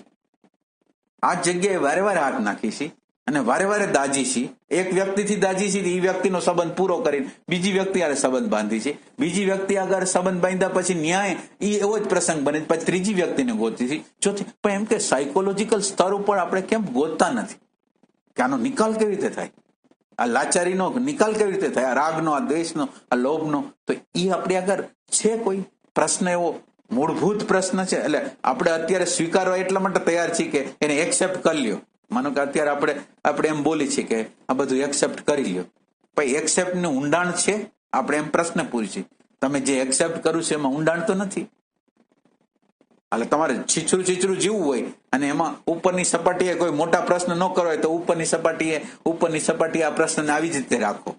જો તમે અંદર ખોદીને કાઢશો કે અંદર હું પડ્યું છે એવું જો કરશો તો તમને હેરાન પરેશાન થશો. ઉપરની સપાટી ઉપર જ તમારે જીવવું હોય તો આ પ્રકારના સમાધાન કરો, કોમ્પ્રોમાઇઝ કરો, જેથી ઉપરની સપાટી ઉપર કોઈ દી સાચો પ્રશ્ન જ ઉપસ્થિત ન થાય. આપણે ખોટા જીવનમાં જીવવા જ જાય. એટલે આપણી આગળ એવો પ્રેમની જરૂર છે. આપણે અન્ડરસ્ટેન્ડિંગ કરવા માટે આપણે એક લેવલ લગીને જવાનું છે. આપણે એવા લેવલ લગીને જવાનું છે કે એ લેવલે ગયા પછી આપણને ખરેખર વસ્તુ સમજાઈ જાય. રાગ સમજાઈ જાય, દ્વેષ સમજાઈ જાય, લોભ સમજાઈ જાય, ઘૃણા સમજાઈ જાય. એવું આપણે કંઈક કરવાનું છે. તો આપણે એવું કેવી રીતે આપણે એવું કરી છીએ? હાયર અન્ડરસ્ટેન્ડિંગ થાય એના માટે આપણે શું કરી છીએ? આપણે તમે આમ વ્યવસ્થિત રીતે તમે જુઓ, આ બધા આધ્યાત્મિક મંડળો હાલી રહ્યા છે, કેટલા બધા મંડળો હાલી રહ્યા છે, પણ રિયલમાં કોઈ કામ કરેલું બતાવે એવું કોઈ વ્યક્તિ તમે ગોતી શકો? તો એ શું કામ એને એમ છે કે જે બતાવનારો છે એ જગ્યાએ છે અને સાંભળનારો એ જગ્યાએ છે, એટલે ઊંડા કોઈ પ્રશ્ન નથી, ઉપર છેલ્લા સમાધાનો છે કે ભાઈ તમે સ્વીકાર, માનો કે એક શબ્દ છે, તમે સ્વીકાર કરો, એટલે આ સ્વીકાર તો શબ્દ હવેલો છે. હવે તમે તમારી કઈક ઊંચતા મહત્તા રાખવા માટે તમે એમ કહો છો આ સ્વીકાર કરી લેશો, પણ સ્વીકાર શબ્દ દ્વારા મારી આગળ શું સમજ છે? હું સ્વીકાર શબ્દ દ્વારા હું સમજુ છું. સ્વીકાર એટલે રિયલ સેન્સમાં શું છે તો એ તમારે પ્રેમ માગશે. અત્યારે આપણે જે સ્વીકારની વાત કરી છે તો લાચારી છે, લાચારી છે. એટલે આપણે એ વસ્તુને જેમ ઓલો કૂવાનો ડેટકો હતો ને સમુદ્રનો ડેટકો હતો, એ બે જણા ભેગા થયા તો ઓલો પૂછે છે કે ભાઈ તારો સમુદ્ર કેવડો? એ કે સમુદ્રની વાત આ કુવા હારે થાય કે ના. તો ઓલો કે મારા કુવાથી તો મોટું કોઈ હોય જ ન શકે. તો કે ભાઈ આ સમુદ્રની તુલના ન થાય. તો કે તું વયો જાય, ભાગી જાય, મારીને કાઢ. આપણી આગળ જે દ્રષ્ટિઓ છે ને, આપણી અધૂરી દ્રષ્ટિઓ, આપણને એમ થાય કે આમ હોય જ નહીં. માનો કે આપણે ખાલી આ શબ્દો સાંભળી છીએ કે સ્વીકાર ભાવ, તો આ સ્વીકાર ભાવને કોઈ દી ખોઈ દો અંદરથી કે આ સ્વીકાર ખાલી આટલી જ વસ્તુ છે, સ્વીકાર જ કરવાનો છે. અને સ્વીકાર માટે જન્મનો જન્મ વહી જાય છે. તો આપણે કોઈ દી ઉભા રહીને કેમ વિચાર કરતા નથી કે સ્વીકાર શું છે? આ સ્વીકારની જે બાબત છે એમાં સ્વીકારની બાબતમાં કેટલી વસ્તુ આવે છે તમે જુઓ. આ સ્વીકાર જયારે કરી પેલા પ્રેઝન્ટ મોમેન્ટ છે. પેલી એક વસ્તુ તમે જુઓ, એક તમારી આગળ પ્રેઝન્ટ મોમેન્ટ છે, એક સામે ઓબ્જેક્ટ છે, એટલે આ પરિસ્થિતિ, વાતાવરણ, ઘટનાઓ છે. હવે આ પ્રેઝન્ટ મોમેન્ટ છે એ ઘટનાને જોવે છે. અને માનો કે ઘરના વ્યક્તિએ, પતિ હોય, પત્ની હોય, બાળકો હોય, ગમે એને એક ખરાબ વ્યવહારને વર્તન કરી દીધો. હવે વર્તનને વ્યવહાર કરી દીધો. હવે આપણી આગળ જે નોલેજ છે, આપણી આગળ જ્ઞાન છે, એ પ્રમાણે આપણને શું થયું? એ વખતે થયું શું? કઈક પ્રોબ્લેમ તો થયો. હવે તો રિએક્શન આવ્યું, તો પછી સ્વીકારની વસ્તુ ક્યાં ગઈ? ત્યાં દુઃખ લાગ્યું છે, ત્યાં નોંધ થઈ ગઈ છે, ત્યાં રજીસ્ટર્ડ થઈ ગયું છે, અને એના પ્રત્યે પૂર્વગ્રહ પણ ચાલુ થઈ ગયો છે. હવે આ બધી નોંધ આપણે કરી શકીએ કે આ બધી વસ્તુ થઈ ગઈ છે. હવે અહીંયા એક્સેપ્ટન્સ ક્યાં છે? સ્વીકાર ક્યાં છે? અને સ્વીકાર શું કામ નથી? સ્વીકાર છે તમે તમારી જે માન્યતા છે એને તમે જે પ્રકારની માન્યતા, જે પ્રકારનો અહંકાર છે એને રાખીને તમે આ સ્વીકાર કરવા માંગો છો. અહંકાર હોય અને સ્વીકાર થાય? તમે હો ને સ્વીકાર થાય કોઈ દી? તો તમારું ન હોવું, એટલે આ સ્વીકાર માટે તમારું ન હોવું જરૂરી છે, અને તમારું ન હોવું અને હાયરનું હોવું જરૂરી છે. તો આ બે વસ્તુ તમે કોઈ દી જોઈ કે તમારું ન હોવું અહીંયા થયું અને હાયરની હાજરી થઈ? તમારું ન હોવું થયું અને હાયરની કોઈ હાજરી થઈ? તો આપણે ક્યારેક કરતા ક્યારે એ વસ્તુને કોઈ દી અંદર આપણે આ સમજવાની કોશિશ જ કરતા નથી. તો આ અન્ડરસ્ટેન્ડિંગ માટે તો એટલું છે, તમે જે સ્ટેપ ભરો છો ત્યાંથી જ અન્ડરસ્ટેન્ડિંગ થશે. હવે આ અન્ડરસ્ટેન્ડિંગને કરવા માટે હાયર વસ્તુની જરૂર છે. તો હાયર વસ્તુ તમારી અંદર દાખલ થઈ છે, અને તમે જેને હું કહો છો, માન્યતા કહો છો, ધારણા કહો છો, સિદ્ધાંત કહો છો, એ છે એને તમે જોઈ શકો છો, તમે સમજી શકો છો હાયર દ્વારા. હવે હાયર દ્વારા તમે સમજી નહીં શકો તો એ અન્ડરસ્ટેન્ડિંગ નથી, નોલેજ કહેવાય એને. નોલેજ એટલે શું થાય? ઇન્ફોર્મેશનમાં છે કે આ સ્વીકાર કરો, એટલે આપણે સ્વીકાર કરી લઈ, પણ સ્વીકારની અંદર દુઃખ કંઈ જતા નથી. એટલે અન્ડરસ્ટેન્ડિંગ કરવા માટે હાયરની જરૂર છે, તમારી ગેરહાજરીની જરૂર છે. તમારી ગેરહાજરી એટલે તમે કંઈક એને બહુ મોટું ન ગણતા. તમે જેને અત્યારે હું કહો છો, જેને આગ્રહ કહો છો, જેને અહંકાર કહો છો, જેને માન્યતા કહો છો, એ માન્યતા છે એ દ્રશ્ય થવી જોઈએ, અને તમારી અંદર કોઈ પ્રેઝન્ટ મોમેન્ટ છે એ પ્રગટ થવી જોઈએ, અને એ પ્રેઝન્ટ મોમેન્ટના પ્રકાશમાં તમે જેને હું કહો છો એ જોવો જોઈએ. તો આપણે આ વસ્તુ કરી છીએ એક્ઝેક્ટ, આમ જુદાઈ કરીને, એની અંદર સેપરેશન કરીને એને જોઈ શકી છીએ ને સમજી શકી છીએ. આટલો જ મુદ્દો છે. મુદ્દો અન્ડરસ્ટેન્ડિંગ જે પ્રગટ થશે એ આના દ્વારા જ થશે. અન્ડરસ્ટેન્ડિંગ છે એ હાયરની વસ્તુ છે, અન્ડરસ્ટેન્ડિંગ લોઅરની વસ્તુ નથી. તો આ લોઅરને માટે પેલા જેને તમે હું કહો છો એ દ્રશ્ય થવો જોઈએ, અને હાયર છે એ દ્રષ્ટા થવો જોઈએ, અને હાયર છે એ વ્યવસ્થિત રીતે આને જોઈ શકવો જોઈએ અને સમજી શકવો જોઈએ. એવું કંઈ થાય તો આપણી અંદર જે એક્સેપ્ટન્સ છે એ આવે. તો ઈ છે એ અન્ડરસ્ટેન્ડિંગ છે, એ હાયરના પ્રકાશ દ્વારા જોવાયેલી વસ્તુ છે. એટલે એમાં તમને ખેદ નથી, એમાં તમને કોઈ રજીસ્ટર નથી, નોંધ નથી કે આને આમ કર્યું આને આમ કર્યું, એમ નથી. તમે ઈ વસ્તુ જે અંદર તમને જેને તમે ઘા કહો છો, એ ઘાને હાયર છે એ પોતાની રીતે ઝીલે છે, પોતાની રીતે સમજે છે. એ હાયર છે એ આમ સેપરેટ થઈ ગયું છે. હાયર સેપરેટ થઈ ગયું છે. હાયર છે એનો આખો ફોકસ છે એ પ્રશ્ન ઉપર છે. એટલે પ્રશ્ન છે એનું ઝેર છે એ પ્રશ્નનું ઝેર વયું ગયું છે. પ્રશ્ન છે એ પ્રબળ ક્યારે થાય કે પ્રશ્ન પોતે જ સમગ્ર થઈ જાય. અહીંયા પ્રશ્ન સમગ્ર નથી, પ્રશ્નનું જે સોલ્યુશન કરે છે એ સમગ્ર થઈ ગયો. એ આખા આપણા અંતઃકરણની અંદર જે જોનાર છે એ આખા અંતઃકરણની અંદર પ્રગટ થઈ ગયો. પ્રગટ થઈ ગયો એટલું નહીં, પણ પ્રગટ થયા પછી આખો ફોકસ જે પ્રશ્ન છે એના ઉપર ફોકસ નાખે છે. એટલે ઓલી વસ્તુ હવે જીવંત નથી.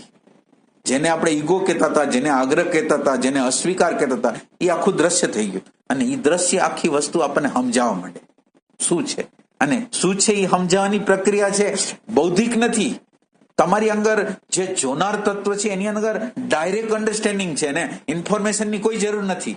એ ડાયરેક્ટ રીતે સમજી શકે એવી અન્ડરસ્ટેન્ડિંગ એની અંદર છે. તો એ ડાયરેક્ટ અન્ડરસ્ટેન્ડિંગને આપણે એપ્લાય કરી શકી, ડાયરેક્ટ અન્ડરસ્ટેન્ડિંગને વચ્ચે કોઈ આવે નહીં એવી રીતે એને જોઈ શકી, એ આપણા માટે આ અન્ડરસ્ટેન્ડિંગ માટે આ જરૂરી અનિવાર્ય વસ્તુ છે. તો આપણે એ કરી હકી, આપણે આ કરી છીએ. હવે આ સ્વીકાર માટેની આટલી બધી મોટી ભૂમિકા છે. સ્વીકાર એટલે આપણે એને હાવ સિમ્પલ માની છીએ, પણ સ્વીકાર પહેલા અહંકારની ઓળખાણ, અહંકાર છે એની આપણને ઓળખાણ થવી જોઈએ. સ્વીકાર થાય પહેલા અહંકારની ઓળખાણ, અને અહંકારની જેટલા પ્રમાણમાં તમને ઓળખાણ થાય એટલા અંશમાં બીજા છેડે વૈશ્વિક ઇન્ટેલિજન્સ છે ને એની પરમાત્માની ભાષા સમજાય. આ જે જોનાર અથવા પ્રેઝન્ટ મોમેન્ટ હાયર જયારે દાખલ થાય એટલે બે ઘટના ઘટે. એક આપણો અહંકાર છે એ આપણને સમજાય કે આપણો અહંકાર છે એ પરમાત્માની ઇન્ટેલિજન્સને કેવી રીતે સમજવા નથી દેતો. એ બે સમજ પડે. એક અહંકાર નહીં સમજી અને એક વૈશ્વિક ઇન્ટેલિજન્સ છે એ બેને સમજી. એક વૈશ્વિક ઇન્ટેલિજન્સ આપણને પરમાત્માને, માનો કે આ પરિસ્થિતિ પેદા કરી એની પાછળ પરમાત્મા એનું શું રાજ છે, પરમાત્માનું કયું રહસ્ય છે, એ તમને જયારે તમે તમારાપણું છોડો ને એટલે વૈશ્વિક ઉર્જા તમારો કબજો લે. અને વૈશ્વિક ઉર્જા દ્વારા તમે સમજો કે ઓહો આ ઘટના મારી અંદરના રાગને, મારી અંદરના દ્વેષને, મારા અંદરના ભયને, બહારની વ્યક્તિ કઈ વર્તન વ્યવહાર કરે છે એ મહત્વની વસ્તુ નથી. પણ એ જે વ્યક્તિ છે એને મારી અંદરના રાગને બતાવ્યો ને એ ઇમ્પોર્ટન્ટ છે. એટલે વ્યક્તિ જવાબદાર નથી. મારી અંદર ઉપાદાનમાં માનો કે ક્રોધ જ નથી, લોભ જ નથી, ઘૃણા જ નથી, તો કેટલા નિમિત્તો આવે તો મારી અંદર છે નહીં. મારું એક ડબલું પડ્યું છે, ડબલાની અંદર મેં દાળ જ રાખેલી છે, બીજું કઈ રાખેલું જ નથી, તો કઈ રાખેલું નથી. ડબલાની અંદર જે નાખેલું હોય એ જ બહાર નીકળે ને. ડબલામાં નાખેલું જ નથી તો કે શું બહાર નીકળશે? એટલે કહેવાનું જે તાત્પર્ય એ છે કે આપણી અંદર જો રાગ નહીં હોય, આપણી અંદર દ્વેષ નહીં હોય, હવે તો બહારના લોકો આવીને કઈ કાંકરો નાખે તો આપણને કઈ થાય જ નહીં. આપણી અંદર રાગનું તત્વ જ નથી, દ્વેષનું તત્વ નથી. હવે બિચારો ઓલા નિમિત્તને આપણે દોષિત કરી છે, અને ઉપાદાન છે એને કઈ ઉપાદાનને નિર્દોષ માની છે. આપણી અંદર ઉપાદાન છે, માનો કે કારેલું બને છે, કારેલું જે છે એ શું કરે છે? એક કેરી વાવો ને એક કારેલું વાવો, શું કરે છે? કારેલું કડવાશને પકડે છે ને ઓલું મીઠાશને પકડે છે. તો આમાં ઉપાદાન મહત્વનું કે બીજ મહત્વનું કે બહારના ફેક્ટરો મહત્વના? ખાતરો નાખ્યા હોય, બેયને ખાતર નાખ્યા હોય, પણ બે ખાતરમાંથી લે છે શું? તો હવે માનો કે આ ઘટનાઓ ઘટી, રાગની, દ્વેષની, લોભની, ઘૃણાની, હિંસાની બધી ઘટનાઓ ઘટે છે, એમાં નિમિત્તો મહત્વના છે કે ઉપાદાન મહત્વનું છે? મારી અંદર પડેલું છે એટલે આ નિમિત્તો આવ્યા છે. મારી અંદર પડેલું ન હોય તો એ નિમિત્ત કેવી રીતે આવે? અને એ એવા પ્રકારનું કેવી રીતે? માનો કે કારેલાની અંદર એવી તાકાત જ ન હોય, કડવાશને લેવાની, કડવાશ બનાવવાની તાકાત જ ન હોય, એની અંદર મીઠાશ બનાવવાની તાકાત જ ન હોય, તો કેવી રીતે બનશે? તો આપણે જે અત્યારે આપણી હાલત કેવી છે કે આજુબાજુના લોકોને જવાબદાર ઠેરવી છે. આપણે બધી પરિસ્થિતિ માટે એને જવાબદાર ગણી છે. એવું નથી, જવાબદારી આપણી છે. આપણી અંદર ઉપાદાન તત્વ પડેલું છે અને ઉપાદાનના નિમિત્તને આપણે ધક્કો મારી દઈએ છીએ. અને હવે આ ઉપાદાનમાંથી જે પ્રગટ થયેલું છે એ ઉપાદાનને સમજવાનો પ્રયત્ન કરે. અને આ સમજ છે ને એ હાયરમાંથી આવશે. આ બૌદ્ધિક ઇન્ફોર્મેશનમાંથી એને આમ અડી નહીં શકે. એને અડી જ ન શકે. એટલે હવે તમારે ઈ યાદ રાખવાનું છે કે હાયરનો પ્રવેશ આપણા જીવનની અંદર થવો જોઈએ ને થવો જ છે. જો આ નહીં થાય, હાયરનો પ્રવેશ નહીં થાય તો લોઅર નહીં સમજાય, અને લોઅર છે એ નહીં સમજાય તો હાયર પ્રજ્ઞા છે એ શું કરવા માંગે છે એની સમજ આપણને નહીં આવે. એટલે અન્ડરસ્ટેન્ડિંગ, એટલે સ્વીકાર છે બહુ મોટી ઘટના છે. આપણે આને બહુ સિમ્પલ વસ્તુ ગણી છે, પણ એમ કે વિશ્વની બહુ અભૂતપૂર્વ ઘટના છે સ્વીકાર સિમ્પલ વસ્તુ નથી. સ્વીકાર દ્વારા તો તમે ક્યાં પહોંચી જાઓ, એમ કઈ જગ્યાએ પહોંચી જાઓ. તમારી અગર આત્મા પરમાત્મા કે જે અલ્ટિમેટ જે શૂન્યતા હોય એને ટચ કરવાની શક્તિ ખાલી સ્વીકાર દ્વારા છે. સ્વીકાર છે એ અહંકારનું વિસર્જન કરે છે, માન્યતાનું વિસર્જન કરે છે, સિદ્ધાંતનું વિસર્જન કરે છે, અણુ પરમાણુનું વિસર્જન કરે છે. આપણું અસ્તિત્વ અણુ પરમાણુ વગરનું છે. તો સ્વીકાર કરવા દ્વારા અમુક પ્રકારના અણુ પરમાણુનું વિસર્જન થઈ જાય છે. આપણે જે કપડાં પહેર્યા છે એ કપડાં નીકળી જાય છે, અને આપણે ઓરિજિનલ રૂપે જે સત છે, ચિત્ત છે, આનંદ છે એ પ્રગટ થાય છે. એટલે સ્વીકાર છે એ વસ્ત્ર ઉતારવાની પ્રક્રિયા છે, અહંકારના વિસર્જનની પ્રક્રિયા છે સ્વીકાર છે. એટલે સ્વીકાર સિમ્પલ ઘટના નથી. આપણે એને જેટલી સિમ્પલ માની છે એટલી સિમ્પલ નથી. એટલે સ્વીકારને આપણે ઊંડાણના ભાવથી સમજવું જોઈએ કે સ્વીકાર એટલે શું વસ્તુ છે.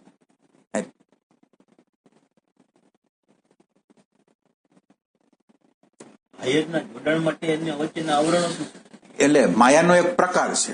માયાનો પોતાનો એવો પ્રકાર છે કે તમે માનો કે એક વસ્તુ તમને દેખાતી નથી, માનો કે એક વસ્તુ તમને દેખાય એટલે માયા પાછી, માનો કે તમને હવે રાગ કે દ્વેષ દેખાતા નથી અને તમે પ્રેઝન્ટ મોમેન્ટમાં રહ્યા તો રાગ દ્વેષ દેખાણા.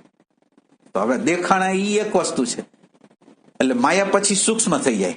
માયા શું સૂક્ષ્મ થઈ જાય? હવે રાગ દ્વેષ દેખાણા, ક્રોધ દેખાણો, લોભ દેખાણો, ઘૃણા દેખાણી, પણ એના ગમા અણગમા એનો દેખાણ. એટલે માયા સૂક્ષ્મ થઈ ગઈ. જેવી માયા સૂક્ષ્મ થઈ ગઈ એવા તમે એનાથી સૂક્ષ્મ થઈ જાઓ કે ભાઈ આ રાગદ્વેષ તો દેખાણો, પણ રાગદ્વેષ પ્રત્યેનો જે અણગમો છે, ખરાબ છે એવો ભાવ છે એ તો ગયો નથી. તો તમે બે આવ્યા, તમે ક્યાં આવ્યા? હવે આટલું તો તમે જોઈ લીધું કે રાગદ્વેષ તો દેખાણા હતા, પણ રાગદ્વેષ પ્રત્યેનો ગમો અણગમો તો મારી અંદર હતો જ. અને ગમો અણગમો આપણી અંદર જ્યાં લગીન છે ત્યાં લગીન તટસ્થતા પૂર્વકનું નિરીક્ષણ કેવી રીતે થાય? તમે વિચાર કરો. આપણા જીવનના પ્રશ્નો શું છે ખબર છે? ડેટા બહારથી જે આવેલા છે એના દ્વારા આપણે જોઈશું ને એ પ્રોબ્લેમ છે, એ વસ્ત્ર છે. ખરેખર જીવનની અંદર આ ડેટાઓ જે સમાજના ડેટાઓ ને ધર્મના ડેટાઓ ને આધ્યાત્મના ડેટા ન હોય ને તો તમારું જીવન એટલું બધું એક સેન્સથી એટલું બધું આસાન હોય ને. તમે કોઈ વસ્તુને ખરાબ ન કહેતા હો, કોઈ વસ્તુને અધમ ન કહેતા હો, કોઈ વસ્તુને હારી ન કહેતા હો, તો તમે એ વસ્તુમાં જલ્દી મેચ્યોર થઈ જાઓ. અત્યારે આપણો પ્રોબ્લેમ શું છે ખબર છે? આપણને ગમે છે વસ્તુ, અમુક વસ્તુઓ ગમે છે, પણ આધ્યાત્મના લોકો એમ કે છે કે વૈરાગની જરૂર છે ને ફલાણાની જરૂર છે. હવે તમે વૈરાગના બાને તમને આજે અત્યારે ઇન્ટરેસ્ટ છે, ઇન્ટરેસ્ટને તમે દાબી દો છો. હવે ઇન્ટરેસ્ટ એમ દબાતો હશે? હવે ઇન્ટરેસ્ટ, કુદરતે ઇન્ટરેસ્ટને દબાવવાનું નહોતું કીધું, ઇન્ટરેસ્ટને ફૂલાવાનું કીધું હતું. ઇન્ટરેસ્ટની અલ્ટિમેટ વસ્તુ. એટલે આપણા વચ્ચેના સાધુ સંન્યાસીઓએ ખોટા સંસ્કારો આપણને આપી દીધા. ખરેખર કુદરતે આપણને આવી રીતે આ પ્રકારના વૈરાગની વાત જ નથી કરી. આ કુદરતે એમ કીધું છે કે તમને જે રસ છે ને એ રસ તમને જે બાબતમાં છે એ રસમાં અલ્ટિમેટ લગીને વયા જાઓ, રસની અંદર વયા જાઓ, રસની અંદર પૂરેપૂરા રસને માણો, અને રસને જે અલ્ટિમેટ છે ને ત્યાં લગીને વયા જાઓ. એટલે રસનું અલ્ટિમેટ વસ્તુ શું છે ખબર છે? એની વ્યર્થતા તમને સમજાય. તમે એ રસમાં ગયા ને એટલે હવે તમને પ્રશ્ન થયો, તમે એ જ વસ્તુને વારે વારે જોઈ અનુભવી, વારે વારે તમને પ્રશ્ન થયો આનાથી પછી શું જે સવાલ થયો ને એ તમને આધ્યાત્મમાં પ્રવેશ કરાવશે. પણ તમે ડેટા દ્વારા જીવો છો એટલે હવે જેવો કંઈક રાગ આવ્યો કે કંઈક ઇન્ટરેસ્ટ પડ્યો તો કે ઇન્ટરેસ્ટ નથી લેવાનો. એટલે આખો આધ્યાત્મ સમાજ છે ને સેલ્ફ ટોર્ચર ઉપર ઉભો છે. પોતાને દુઃખી કેવી રીતે કરવા, પોતાને સુખી કેવી રીતે ન બનાવવા, એના સેલ્ફ ટોર્ચર ઉપર આખો અત્યારનો સમાજ, આધ્યાત્મનો જે સમાજ છે એ સેલ્ફ ટોર્ચર ઉપર ઉભો છે. ખરેખર પરમાત્મા એવી રચના કરી હતી કે તમે જે વસ્તુ તમને ગમતી હોય ને એ ગમતી હોય એને માણો, તમે એમાં જાઓ, તમે એને રિસ્ટ્રિક્શન ન કરો. એ જે આપણો ગમો છે ને, આપણો અંદરનો જે રસ છે ને એ પરમાત્માનો રસ છે, આપણો રસ નથી. અને એ રસનું નામ એ લોકોએ એસેન્સ આપ્યું. પરમાત્માનો જે પ્રકૃતિમાં જે પહેલો રસ છે ને એ પ્રકૃતિનો રસ છે. એને નામ આપ્યું એસેન્સ. એટલે તમારા એસેન્સને તમે તૃપ્ત કરો, પર્સનાલિટીને તૃપ્ત કરો એમ નથી કીધું. તમારું એસેન્સ કેવી વસ્તુ છે? એ તમારા સ્વયંનો રસ. બીજાએ કીધો ને તમને રસ પડ્યો એવો રસ નથી, પણ તમે જે જન્મતા વેત જ જે રસ લઈને જન્માતા ને એ રસને તમે પાણી પાઓ.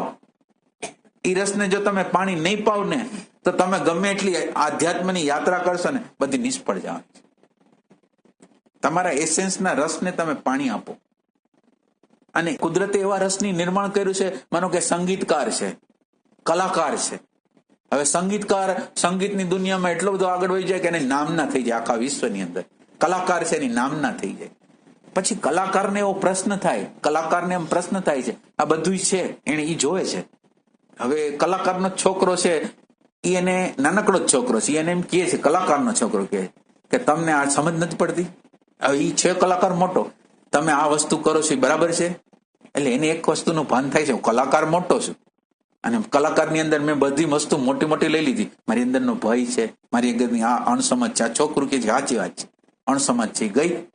તો ઈ જયારે સવાલ કરશે ને કે આ વસ્તુ ગઈ, ત્યારે એની અંદર સાચું આધ્યાત્મ પ્રગટ થશે. હવે આપણે તો જે ઊભું નથી થયું ત્યાં આપણે ઊભું કરી દઈશું, સવાલ કરવા માંડી છે. આપણને સવાલ જ નથી થયો કે આની વ્યર્થતાનો સવાલ જ નથી થયો. એને કલાકારે એનું માન જોયું, સન્માન જોયું, પૈસો જોયો, બધી વસ્તુ એને જોયા પછી એને ખ્યાલ આવ્યો કે આ બધી વસ્તુ છે ખરા, પણ મારું નેચર છે, જે સેલ્ફિશનેસ છે, જે ભય છે, અંદરનો દ્વેષ છે, એ તો ગયો નથી. જે સામાન્ય માણસમાં હોય એવો જ છે. તો મેં આમાં હું માનો કે આ બધી બહારની વસ્તુ દ્વારા મારું શું થયું? તો કે મારે અંદર તો કાંઈ નથી. તો અંદર કાંઈ નથી થયું, ત્યાંથી જે યાત્રા થશે એ સાચી યાત્રા થશે. એટલે આપણે આ જે દમનના માર્ગ ઉપર જે હાલવા નહીં, પણ એસેન્સને પોષણ આપવાની જરૂર છે. એસેન્સને પોષણ આપવાનું. તમને ક્યાં રસ છે પેલા તમે બરાબર ગોતી કાઢો. એમાં શું થાય, આપણા રસ બે પ્રકારના છે, એક પર્સનાલિટી દ્વારા આવેલો રસ છે અને એક એસેન્સનો રસ છે. એટલે તમારે ગોતવું અઘરું પડશે, પણ તમારે ગોતવું પડે કે તમારો એસેન્સનો રસ શું છે. અને એસેન્સનો રસ છે અને પર્સનાલિટીના રસની અંદર બહુ મોટો ભેદ છે. પર્સનાલિટીનો રસ છે એમાં સુખ મળે, જોજો તમે બરાબર જો. પર્સનાલિટીમાં પૈસો મળે, પ્રતિષ્ઠા મળે તો અમુક પ્રકારનું, પણ તમે એસેન્સને તૃપ્ત કરો ને કન્ટેન્ટમેન્ટ મળે. કન્ટેન્ટમેન્ટ એટલે સંતુષ્ટિ મળે. એક અલગ પ્રકારનો ટેસ્ટ છે. પર્સનાલિટીનો ટેસ્ટ છે એ અલગ છે, અને એસેન્સમાંથી જે ટેસ્ટ મળશે ને એ તમે મેચ્યોર થાવશો. અને આ જે એસેન્સમાં જીવતો માણસ હોય એને કોઈ પ્રશ્ન કરે કે તમારું અત્યારે મૃત્યુ થઈ જવાનું છે, એને આત્મા પરમાત્માનું જ્ઞાન નથી. જોજો એક વાત યાદ રાખો, એને કયું જ્ઞાન નથી. એને કે હવે તમારો મરવાનો સમય આવ્યો હોય કે હું મરવા તૈયાર છું, મારે જે માણવાનું હતું, મારે જે સુખ, એટલે મારી બધી ઈચ્છાઓ પૂર્ણ થઈ ગઈ, મને મરવામાં કોઈ વાંધો નથી. હવે એને કોઈ આત્મજ્ઞાન કે એવું કઈ નથી થયું, પણ એને અંદરનો કન્ટેન્ટમેન્ટ મળ્યું છે.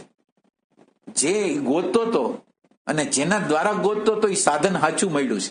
અને હવે પરમાત્માની આત્માની નજીક એસેન્સ દ્વારા તમે આત્માને હાવ પછી ટચ કરી શકો. પછી આત્માને મેળવવા માટે બહુ નાનકડો પુરુષાર્થ છે, પણ તમે એસેન્સ મુજબ જીવતા નથી એટલે પ્રોબ્લેમ બહુ મોટા છે. પર્સનાલિટીનું સુખ છે, ગમે એટલું સુખ હોય, પર્સનાલિટીમાં તમને ગમે એટલું સુખ મળે, તમને અંદર કંઈક એવી વસ્તુ લાગે કે કંઈક ખૂટે છે, ત્યારે એસેન્સ દ્વારા તમે જીવો ને તો અંદરનો કન્ટેન્ટમેન્ટ, અંદરનો તૃપ્તિ તમને મળે.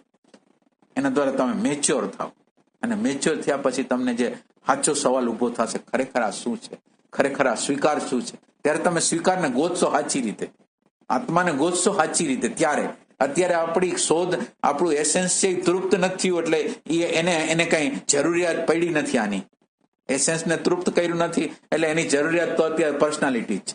એટલે એ બારોબારથી સ્વીકાર કરીને અત્યારનું જીવન છે ને એ હલાવવા માંગે છે. ઓલી અતૃપ્તિ છે એનો અવાજ હજી એને વ્યવસ્થિત આવ્યો નથી. જે એસેન્સની જે અતૃપ્તિ છે ને એ જ આપણને પરમાત્માના રસ્તે લઈ જાય છે. એસેન્સ જ્યાં લગીન એસેન્સને તમે તૃપ્ત ન કરો ને ત્યાં લગીને અંદરની બેચેની જાય નહીં. આટલું યાદ રાખવાનું.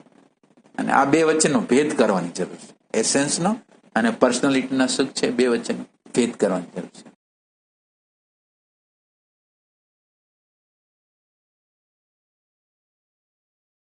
એટલે હવે તમને આત્મા પરમાત્માની કે સર્ચની હવે વાત નથી કરતો.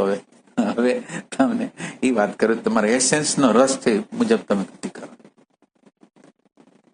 તમારે એસેન્સને ગોતો.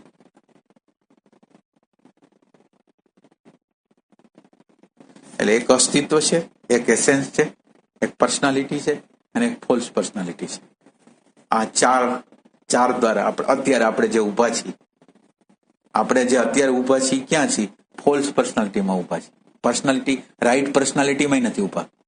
રાઈટ પર્સનાલિટી કોને કહેવાય? એસેન્સ જેવું હોય ને એવી પર્સનાલિટી બની જાય. એસેન્સ ને અનુરૂપ પર્સનાલિટી બને ને એ રાઈટ પર્સનાલિટી છે. મારું એસેન્સ જેવું હોય ને એવી પર્સનાલિટી હોય છે. તો આપણે તો અત્યારે તો એસેન્સ તો ક્યાંનું ક્યાં ફેંકાઈને દૂર વયું ગયું. તમે અંદાજ નહીં કરી શકો, પણ તમારું એસેન્સ તો ક્યાંયનું ક્યાંય ફેંકાઈ ગયેલું છે ને તમે એસેન્સથી તો હાવ રોંગ ટ્રેક ઉપર જ છો. અત્યારે બધા લોકો, તમે જેટલા છો બધા એસેન્સથી ક્યાંય આઘા છે. પરમાત્માની વાત તો એક બાજુ છે, પણ તમે તમારું એસેન્સ, તમારો રસ તમે ગોતી નથી શકતા. તમને રુચિ શેમાં છે? તમારી રુચિ તમે ગોતી શકશો ને તેથી તમારા માટે એ રુચિમાં જવા દ્વારા જ પરમાત્માની યાત્રા થઈ જવાની છે. આ વૈરાગ ને આ નો કરાય ને આ કરાય ને એ બધી વસ્તુએ આપણને આપણા જીવનને હંમેશા ઇમેચ્યોર રાખ્યું છે. તમને રસ હોય તો શું કામ ન જવું જોઈએ? રસ હોય તો શું કામ તપાસવું ન જોઈએ? રસ છે તો શું કામ તપાસ? અને રસને, અને કુદરતે એવી વસ્તુ મૂકેલી હતી કે રસને વ્યર્થ ન કરે. રસ છે એ જયારે હાયર લેવલ ઉપર જાય ને એટલે પ્રશ્ન બની જાય આધ્યાત્મનો. આ જે રસ હતો આમ લાગતો તો સ્થૂલ, પણ એને તમે જયારે હાયર કરી દીધો ને એટલે તમને ક્વેશ્ચન થયો કે હવે શું? પૈસા છે, પ્રતિષ્ઠા છે, માન છે, મોટાઈ છે, અંદરની અતૃપ્તિ, અંદરની બેચેની, અંદરનો ભય, અંદરનો રાગ, અંદરનો દ્વેષ કે એમને એમ છે. નોર્મલ વ્યક્તિ અને મારી વ્યક્તિ વચ્ચે કોઈ ફર્ક નથી. અમુકનું ઓલા જે નોર્મલ વ્યક્તિ કરતા મને ભય બહુ મેક્સિમમ છે. અમુકનો એને એવો અહેસાસ થશે અને આ અહેસાસમાંથી એની આધ્યાત્મિક યાત્રા, હવે ન્યા જે જગ્યાએ ગયો, ન્યા જે પ્યાસ ઉભી થઈ ને એ રાઈટ છે. હવે જે પ્યાસ છે એ રાઈટ છે. એટલે એક આપણે જુદા પ્રકારનું જ્ઞાન છે.